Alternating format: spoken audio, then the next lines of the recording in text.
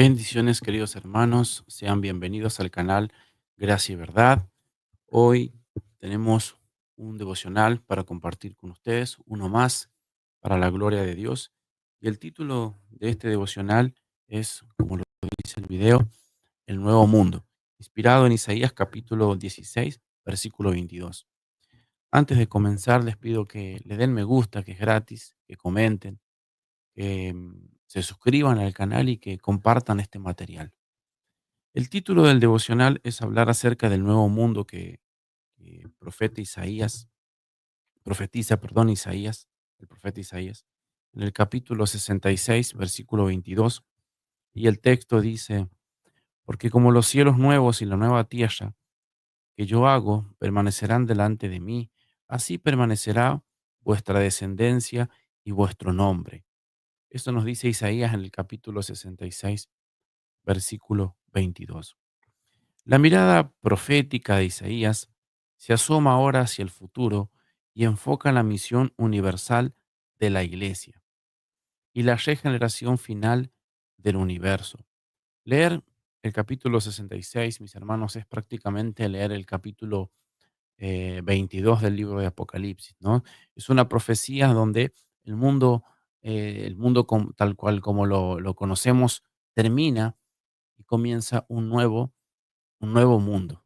Por eso estamos hablando, lleva este título, el devocional, y es la victoria final del Señor del bien sobre el mal. Como así lo dice Apocalipsis, también se dice eso mismo en el profeta Isaías, en el libro del profeta Isaías.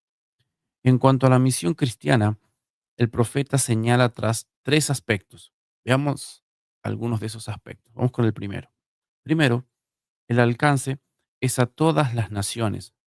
Acuérdense que la mirada del Antiguo Testamento es Dios obrando en la nación de Israel, ese pueblo étnico compuesto por 12 tribus, ¿no? Las 12 tribus de Israel.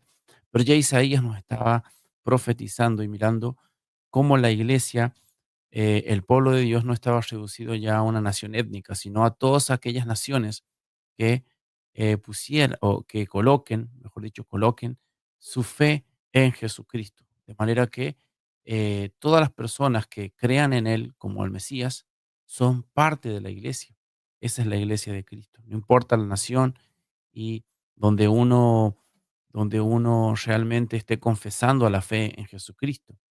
Si eres de cualquier continente, como hoy nosotros lo llamamos así, por supuesto que para la época de Isaías no se conoce de esa manera, pero no importa en el continente donde uno esté, si colocamos la fe, si ponemos nuestra fe en Cristo, como dice la Escritura, el justo por la fe vivirá. Como dijo nuestro Señor Jesucristo, Él es el pan, Él es la vida, Él es la puerta y somos parte de esa iglesia, la iglesia de Cristo.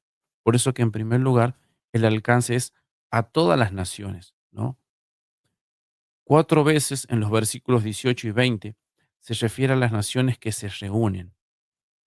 En segundo lugar, la oportunidad, es decir, lo que lo moviliza, es el rechazo del evangelio por parte de Israel.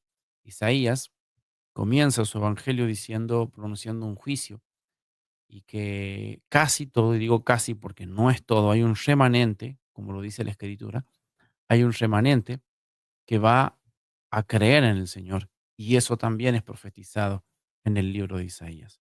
Pero es a partir del rechazo de Israel donde el Evangelio se va a extender, no solamente se va a limitar a ese pueblo, sino a todos. Ya en lo que nosotros entendemos, que la iglesia es el nuevo Israel de Dios, es un Israel espiritual donde todos los creyentes son parte de la iglesia por la fe, justificados por la fe. Lucas afirma esto en 4 ocasiones en el libro de Hechos. Esta es la visión que Pablo tiene de los judíos y de los gentiles unidos en Cristo. En tercer lugar, la meta de la misión cristiana es la gloria de Dios. Como decían los reformadores, soli deo gloria. De manera que alcanzar las almas, de manera que predicarle a todas las naciones, como dice el libro de Apocalipsis y que todas las naciones van a escuchar el Evangelio, de manera que hoy en día eh, se está cumpliendo esa ordenanza, porque los cristianos están saliendo a todos los lugares del mundo a predicar el mensaje del Evangelio. ¿Para qué? El fin, por eso estamos hablando de de este tercer punto, acerca de lo que es el nuevo mundo. En tercer lugar, lo hacemos para la gloria de Dios, porque es un mandato de Dios y porque Él se glorifica. Dios no ha venido a llamar a sanos, como Él dijo, sino a pecadores, aquellos que están enfermos. Entonces, en tercer lugar, la meta es la gloria de Dios, donde se proclamada esa gloria por medio de los misioneros y percibida por todos los convertidos, ¿no? Todos aquellos que reciben el Evangelio. En el versículo 22, el profeta da un gran salto hacia el final de la historia, cuando Dios creará un nuevo cielo y una nueva tierra. Ya se ha referido a ello en el capítulo anterior, en el capítulo 65, verso 17 del mismo libro. Más tarde Jesús y sus apóstoles harán la misma predicción en Mateo 19, segunda de Pedro 3:13, Apocalipsis 21 del 1 al 5. Vale la pena destacar dos aspectos de esta expectativa. Primero, que el universo será en parte material y esto incluirá una tierra nueva, transformada y glorificada. Como escribió Pablo, tiempo después, la creación entera será liberada de su presente esclavitud. Eso lo dijo Pablo en Romanos 8, del 18 al 25. Así como nuestro cuerpo de resurrección tendrá a la vez continuidad y discontinuidad. Respecto a nuestro cuerpo actual, también la nueva tierra disfrutará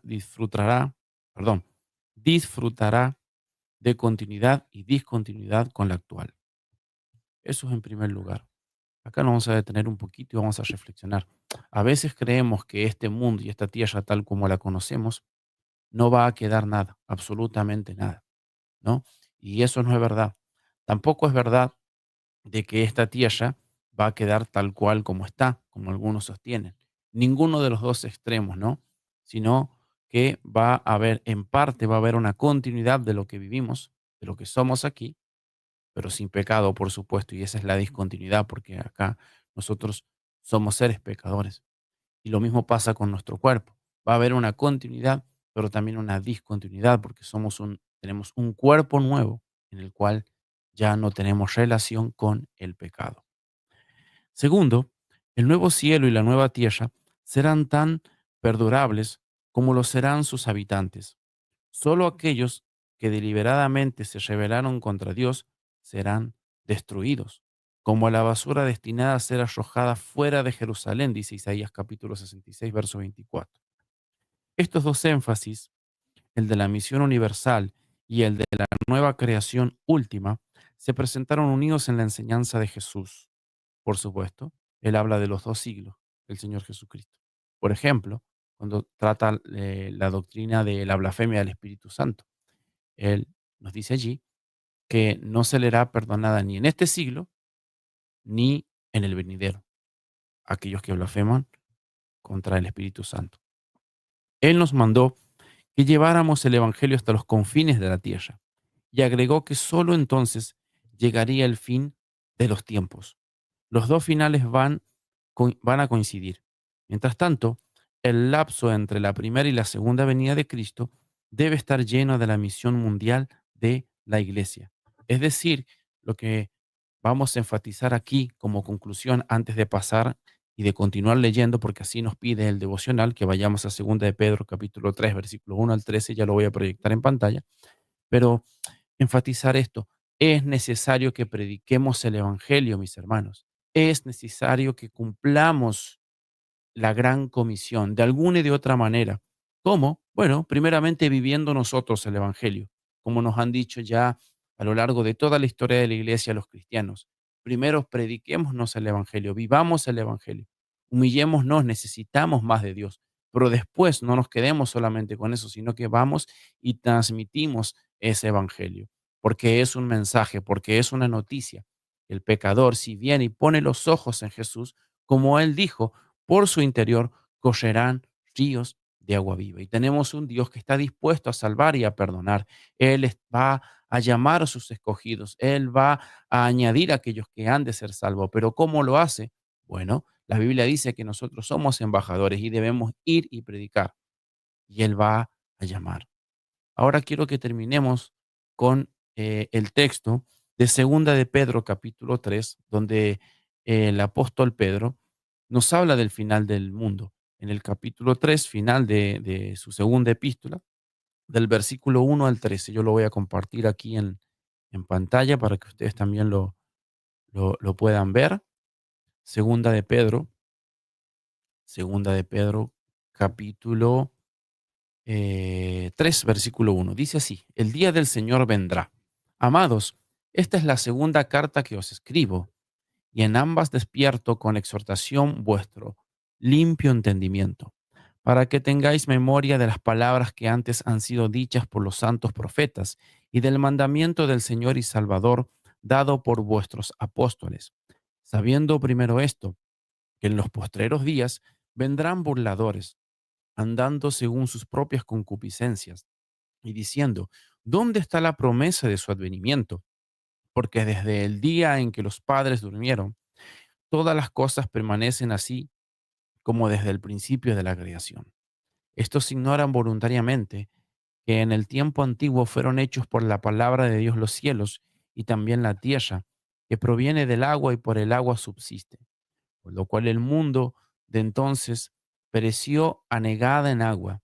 Pero los cielos y la tierra que existen ahora están reservados por la misma palabra, guardados para el fuego en el día del juicio y de la perdición de los hombres impíos. Mas, oh amados, no ignoréis esto, que para con el Señor un día es como 1000 años y 1000 años como un día.